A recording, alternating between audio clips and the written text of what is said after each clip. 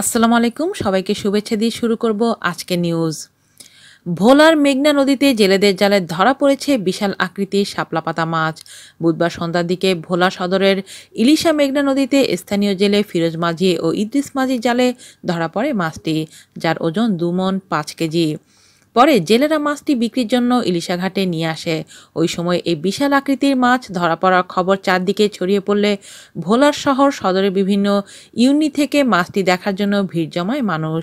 এই সময় স্থানীয় আব্দুল কাশেম ব্যাপারী জেলেদের কাছ থেকে 15,000 টাকা দিয়ে ক্রয় করেন।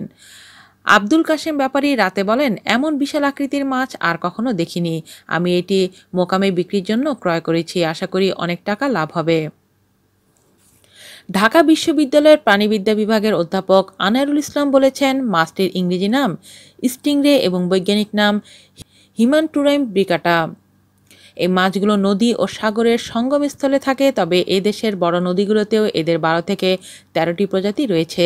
স্থানীয়ভাবে একে শাপলা পাতা, সাকুর, হাউস পাতা মাছ বলে। আজ এ পর্যন্তই, ভালো থাকবেন সবাই। আল্লাহ হাফেজ।